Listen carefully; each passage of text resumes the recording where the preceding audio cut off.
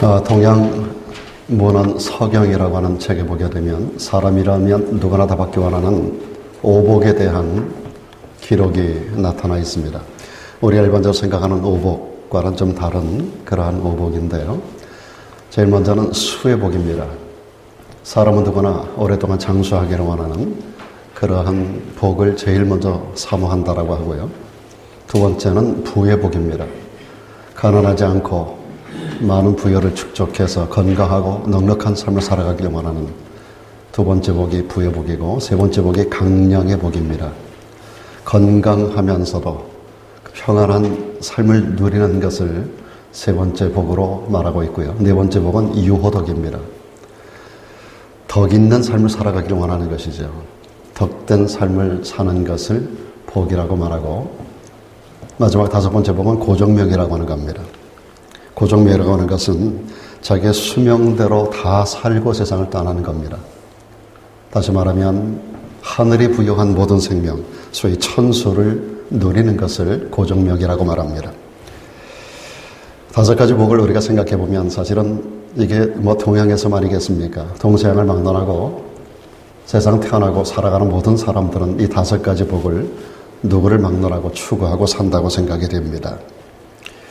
과연 인류의 역사를 한마디로 정의한다면 복을 찾아가는 삶을 사는 것이라고 말할 수 있겠습니다.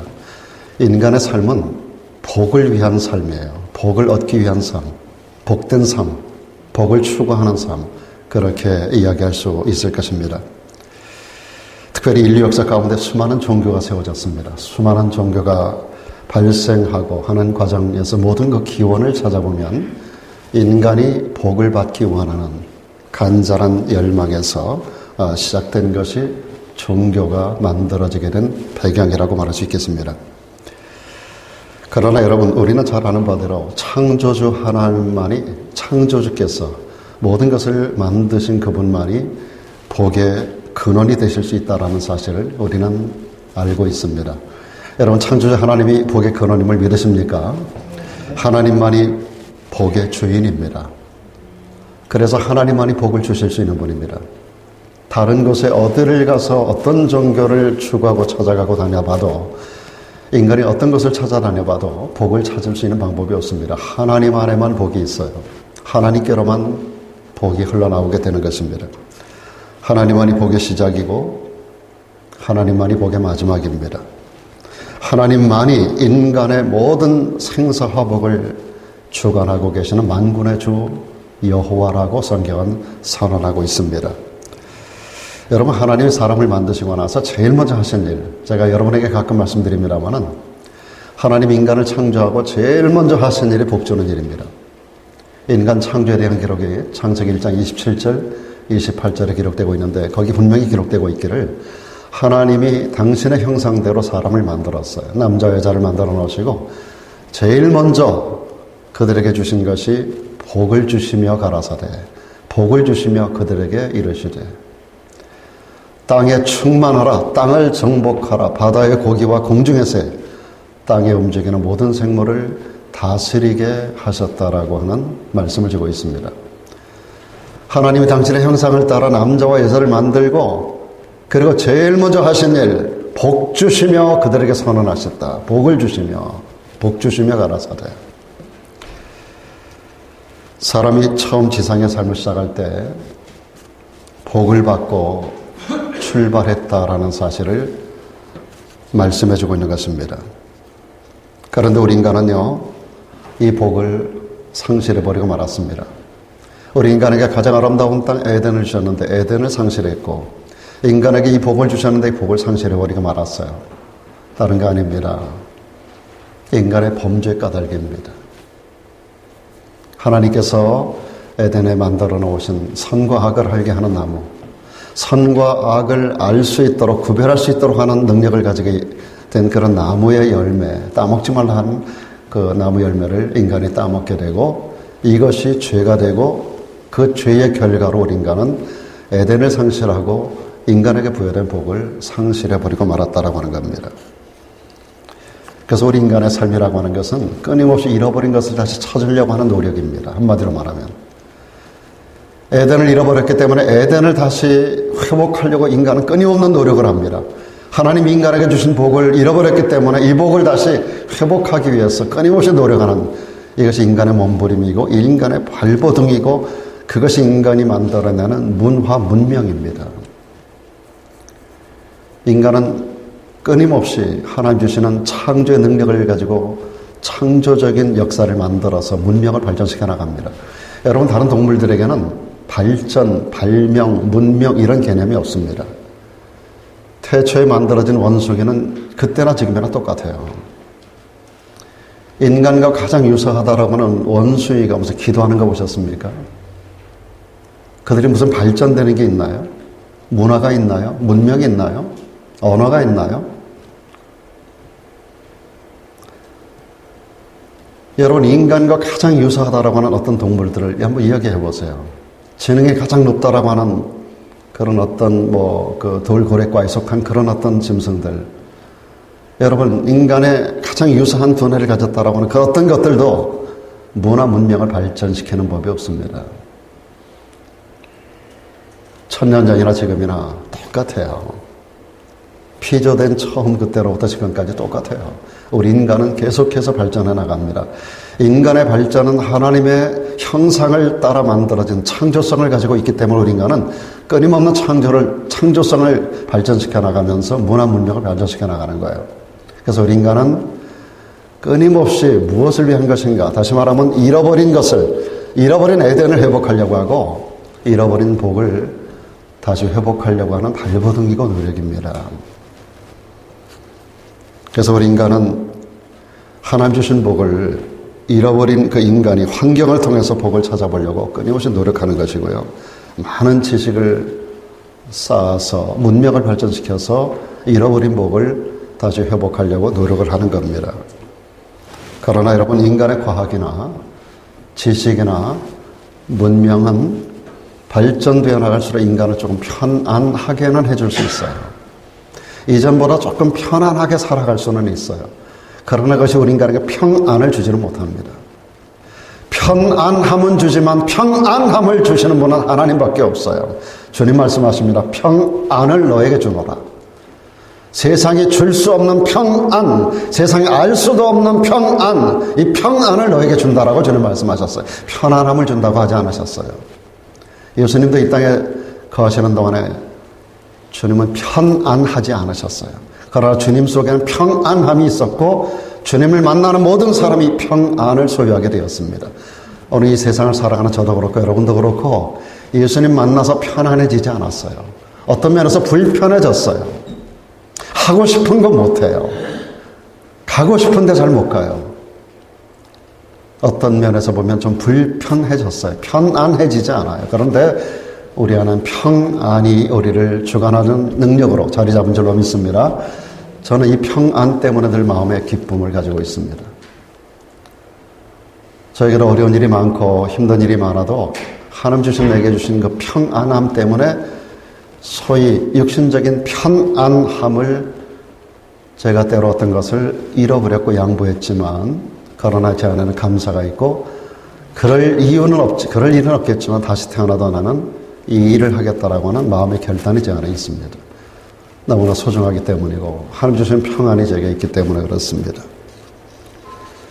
여러분, 인간의 과학 문명의 지식과 그리고 기술의 발달이 사람이 살도록 편안함을 줄 수 있었는지 모르지만 그러나 잃어버린 에덴을 회복하거나 잃어버린 하나님의 축복을 다시 회복할 수 있는 능력은 없습니다. 오늘 시편 1편에 보니까 모든 사람을 두 종류의 사람으로 구분합니다. 하나는 복 있는 사람, 또 한 종류는 복 없는 사람. 오늘날 80억 인구를 넘어섰다고 하는데 전 세계 모든 사람들은 이 모든 역사를 초월해서 두 종류에 속한 부류의 사람들입니다. 복이 있는 사람이든지 복이 없는 사람이든지 둘 중에 하나일 뿐이에요. 일반적으로 사람들은 좋은 환경이 복인 줄로 착각합니다. 세상에서 출세하고 잘 되는 게 복인 줄로 착각합니다. 돈 많이 벌고 사업이 승승장구하는 것이 복인 줄로 착각합니다. 자식이 세상에서 잘 되는 것이 복인 줄로 착각합니다. 그런데 오늘 말씀을 보니까 복 있는 환경이라고 말하지 않았어요. 복 있는 사람이라고 말합니다. 복 있는 환경이라고 성경은 말하지 않아요. 우리에게 복 받으라고 말할 때 환경적으로 복을 받으라고 말씀하는 게 아니에요. 그 사람이 복 있는 사람이 되라는 거예요. 복 있는 사람이라고 했지 복 있는 환경이라고 성경은 66권 어디에도 말씀하신 적이 없어요. 문제는 사람이지 환경이 아니라는 겁니다. 이게 굉장히 중요한 복의 원리입니다. 여러분, 좋은 환경이 복이라면 예수님도 저주받으셨어요. 바울도 저주받은 사람이에요. 초대교회 우리 모든 믿음의 선배들 다 저주받은 사람들이에요.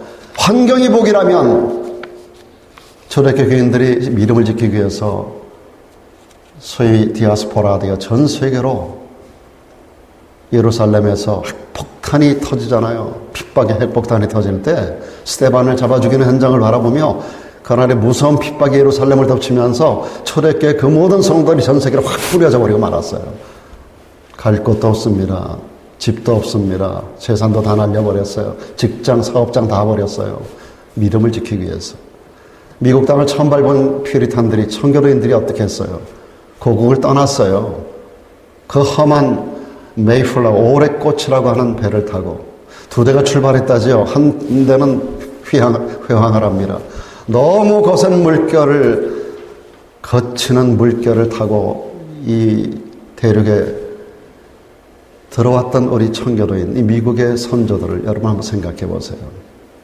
환경이 복이라면 그들은 저주받은 사람들이었을 거예요. 먹을 거에 제대로 있습니까?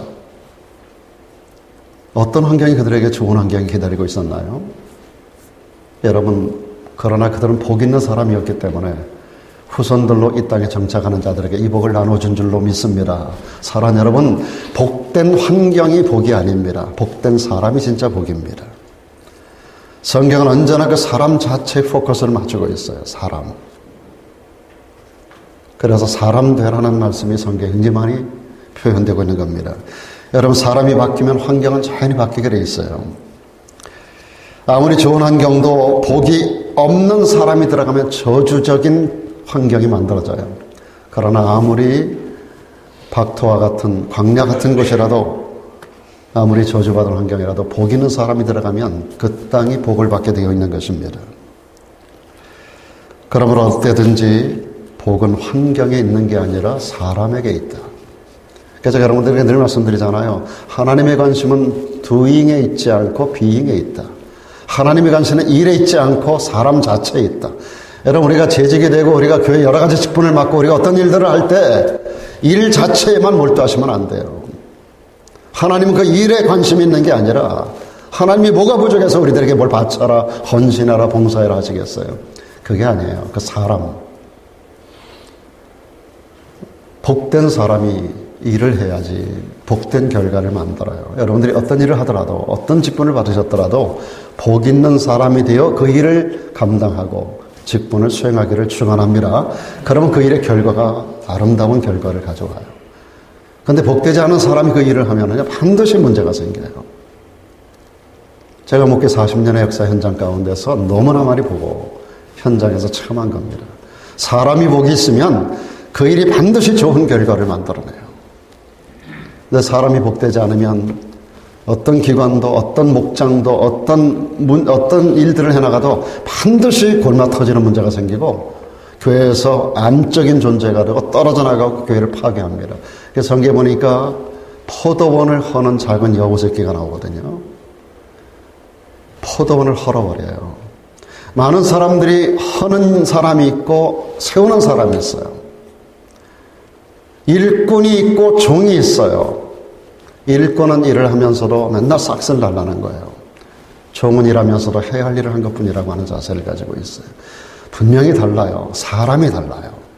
그래서 결과가 달라요. 열매가 달라요. 그래서 주님의 관심은 비잉에 있는 겁니다. 하나님이 원하는 사람.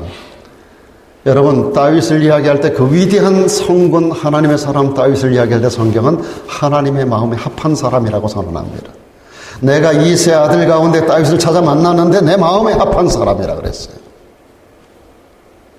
내가 그를 통해서 모든 걸 다 이루겠다고 그랬고 다 이루었습니다. 그의 후손 가운데 예수 그리스도가 오는 길을 여는 위대한 역사를 만들어냈습니다.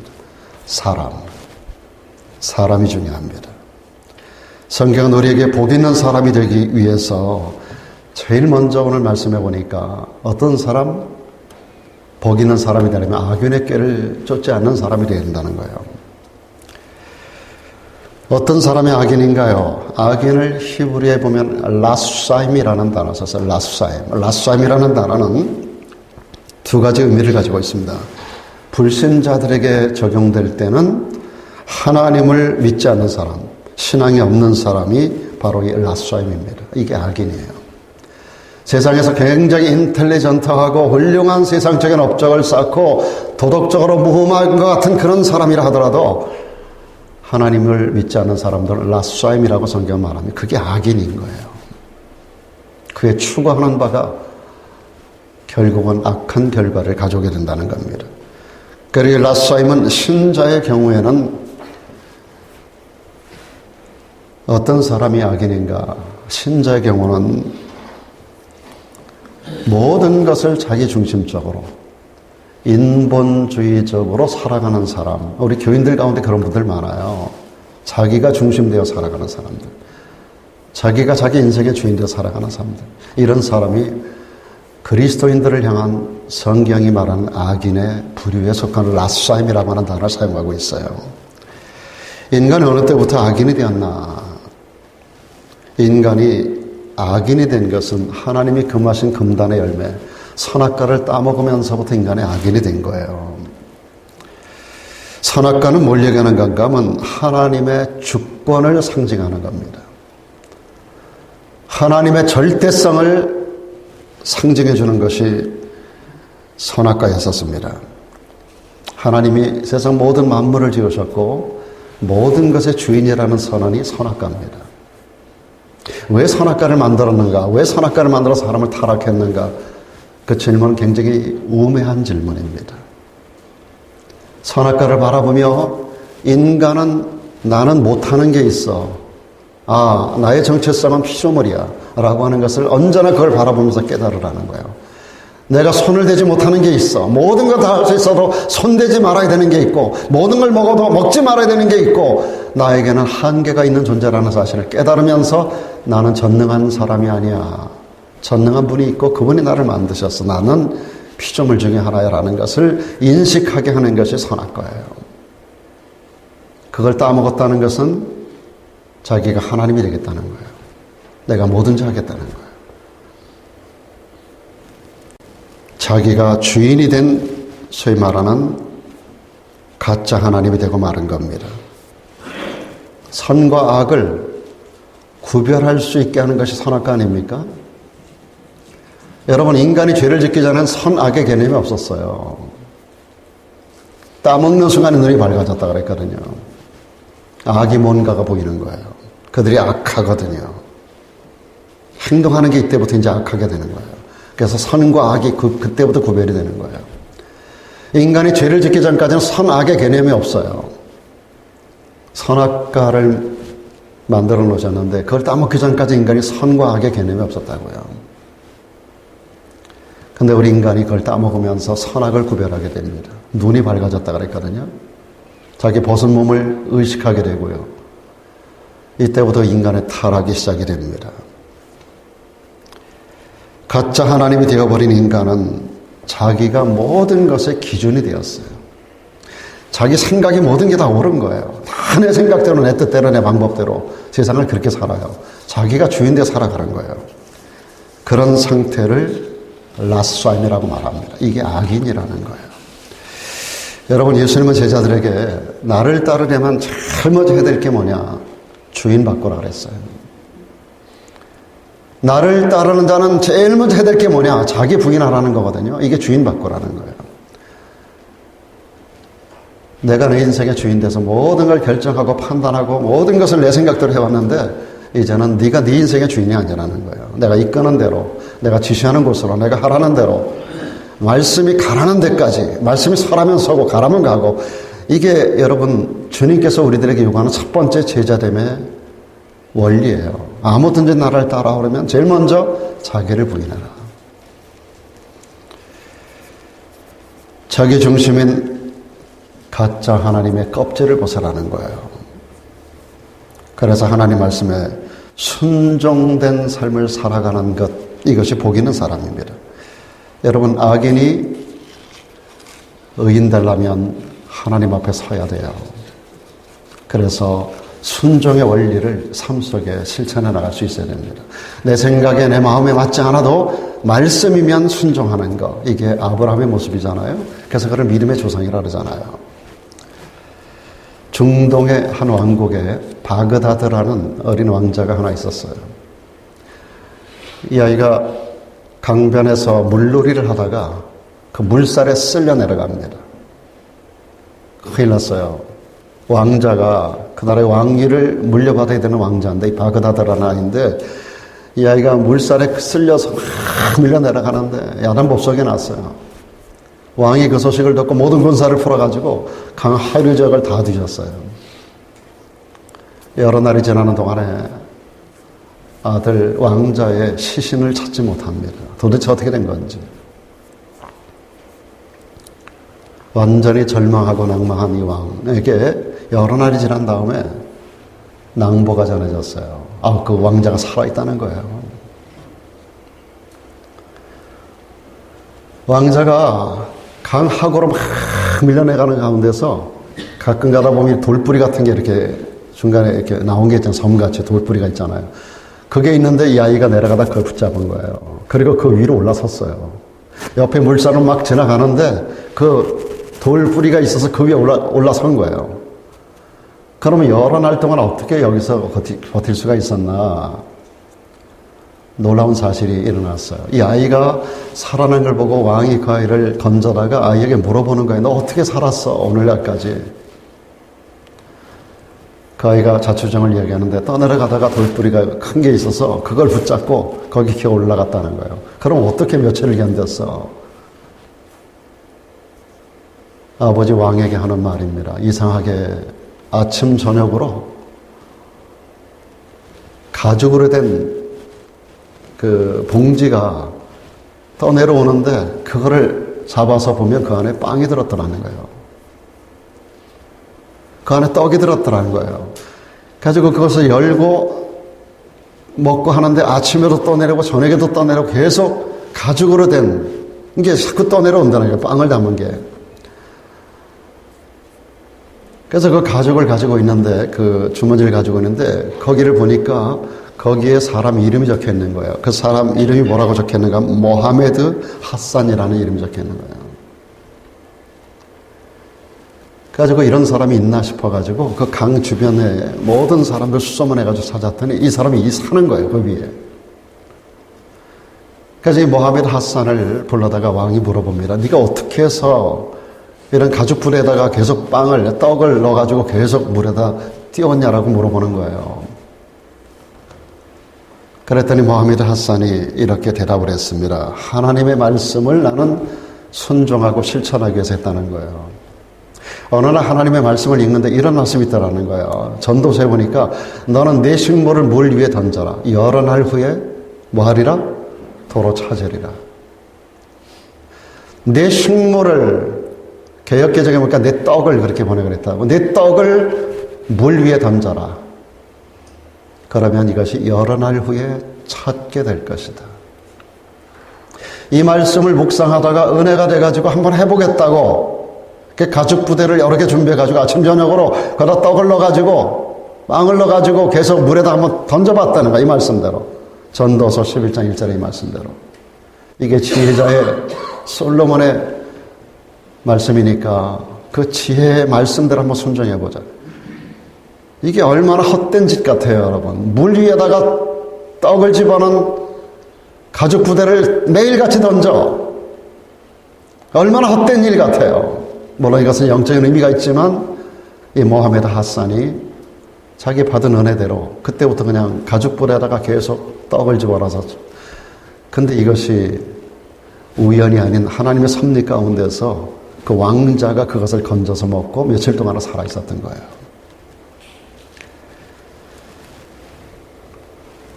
산 믿음을 가진 자는 말씀을 들은 대로, 배운 대로, 감동이 오는 대로 내 생각에 맞지 않고 논리에 맞지 않아도 순종하는 자인 줄로 믿습니다. 이게 산 믿음을 가진 사람이에요. 이런 사람이 오늘 여기서 말하고 있는 복이 있는 사람이라고 하는 것입니다. 그뿐 아닙니다. 복 있는 사람이 되려면 죄인의 길에 서지 말아야 합니다. 죄인이라는 말이 히브리에 보니까 하타임이라는 단어가 써서 하타임. 이 하타임이라는 단어는요, 목표가 어긋난 자, 이탈자라는 뜻이 담겨 있습니다. 하나님께서 정해주신 자리를 이탈하는 게 하타임이에요. 우리에게는 마땅히 우리가 있어야 할 믿음의 자리가 있습니다.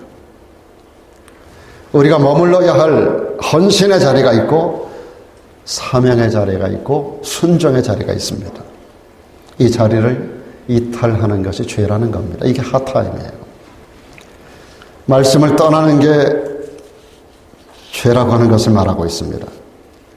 성령의 영감이 올 때 거기서 탈선하는 게 죄악이라고 말합니다. 양심의 자리에서 이탈하면 그것이 바로 죄가 되는 겁니다. 만물은 다 있어야 할 자리가 있고 가야 할 길이 다 있어요. 하나님이 정한 길을 가야 돼요. 그 자리를 이탈하는 것이 그게 하타임이에요.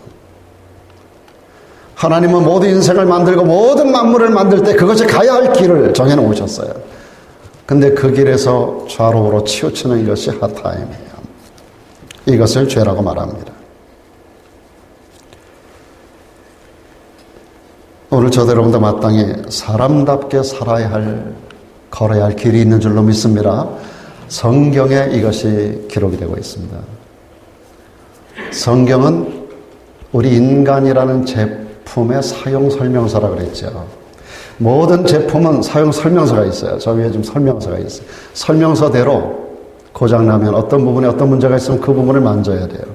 어떤 거는 소모품 갈아줘야 돼요. 여러분, 모든 제품에는 다 거기에 따르는 사용 설명서가 따라와요.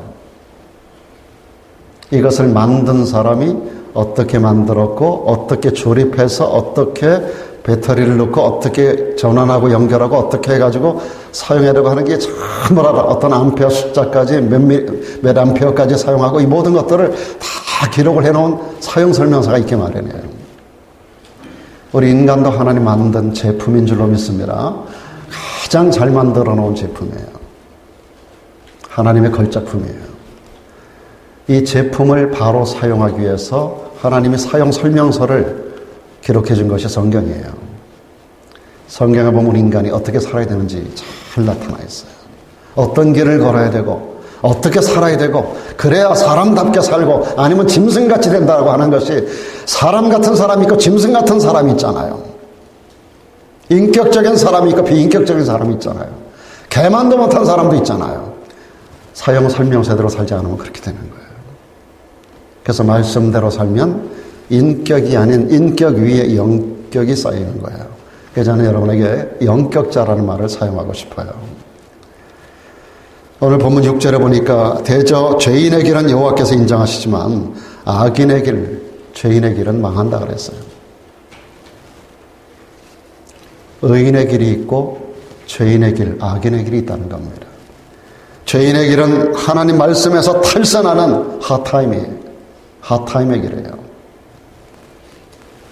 자기 중심의 길입니다. 의인의 길은 믿음의 길이고 순종의 길이고 말씀을 따라가는 길입니다. 회개라는 게 다른 거 아닙니다. 탈선한 데서 제자리로 돌아오는 게 회개입니다. 다른 거 없어요. 회개는 간단해요. 원래 위치로 돌아오는 게 회개예요. 누가복음 15장에 보면 탕자의 이야기가 나와. 이건 탕자의 비유라고도 하는데 두 아들의 비유라고도 하죠. 큰 아들이 있고 작은 아들이 있고 작은 아들이 탕자의 모습으로 나타나죠. 아버지 재산을 받아가지고 지멋대로 타국에 가서 허랑방탕하게 다 있는 거 다 재산 날려버리고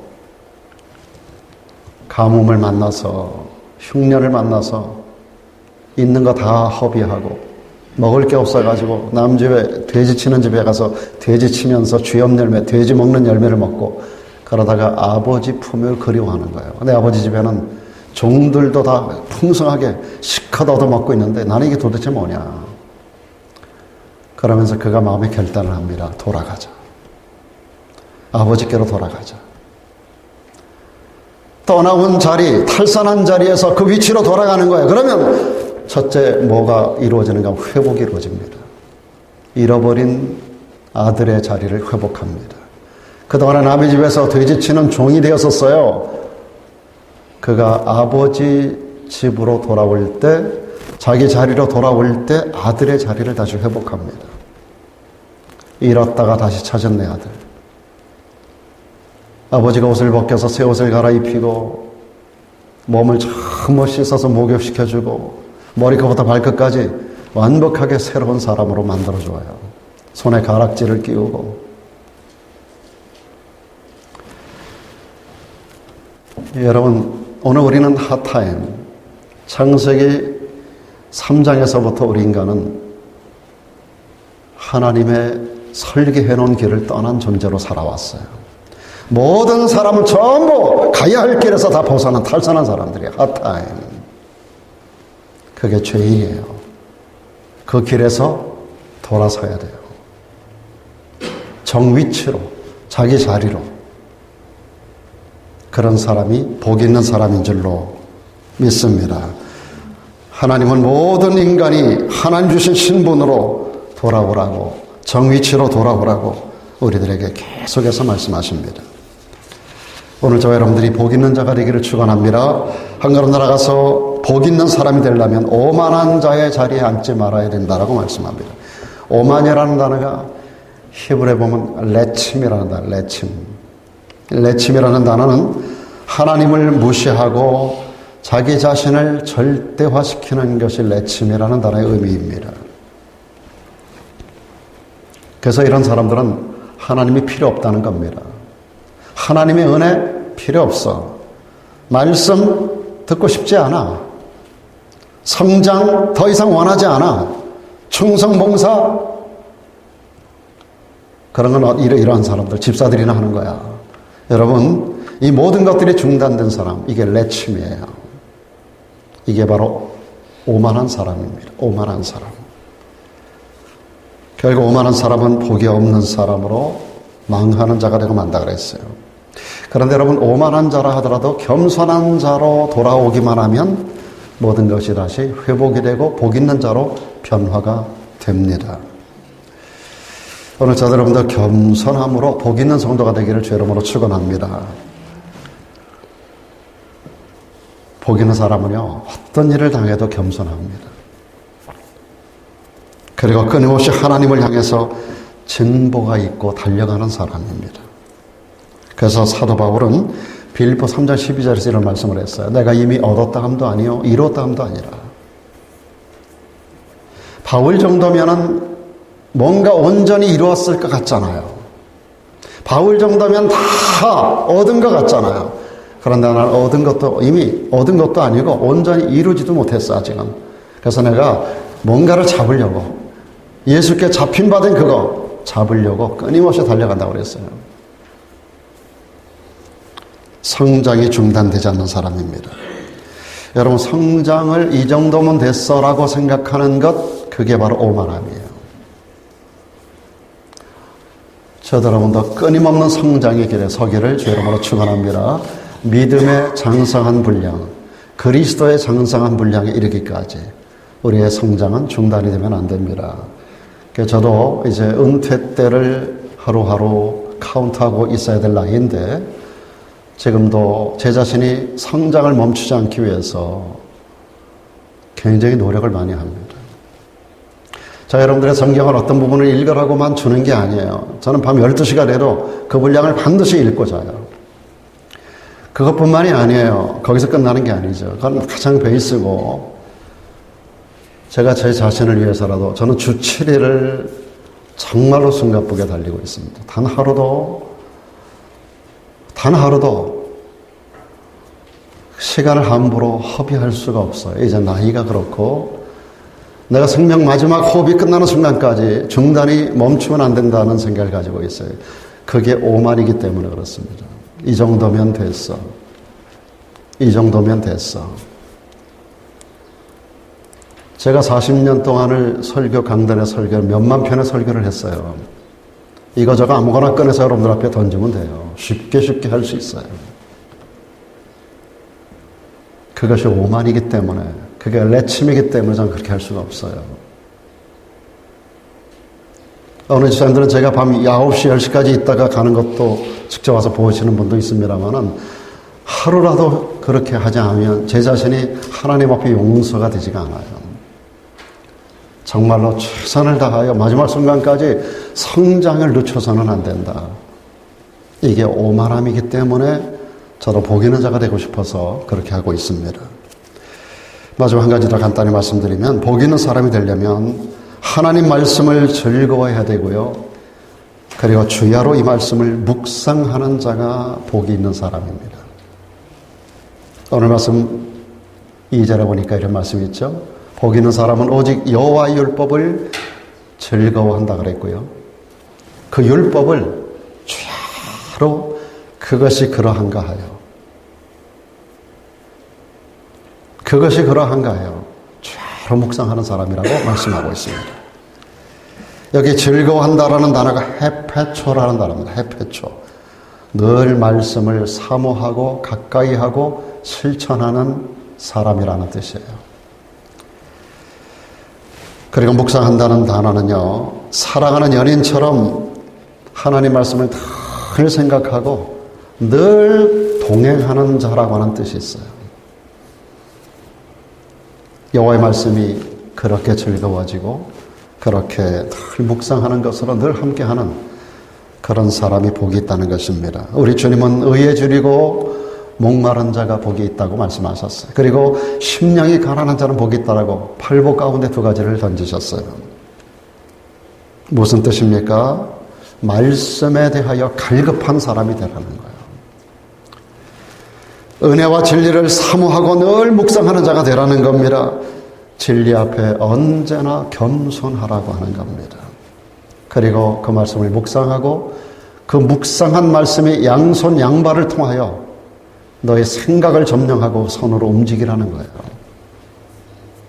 이게 의에 줄이고 목마른 자요, 심령이 가난한 자입니다.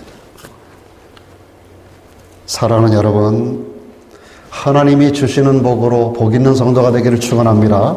환경으로도 복이 있기를 축복합니다. 그러나 한 걸음 더 나가서 여러분들이 관심을 가져야 될 것은 사람에 있어요. 사람.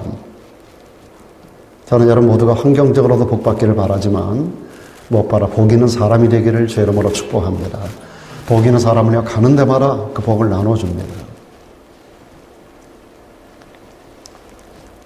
미국에, 영국에, 카나다에 수많은 선교사님들이 한국 땅을 밟으면서 5,000년 동안 어둠의 백성들이었던 우리 조선 땅을 빛을 던지고 이 복 있는 사람들을 통해서 조선이 깨어나기를 시작하다가 이승만이라는 분이 한국의 장로로서 목회자로서 한국 땅을 밟아서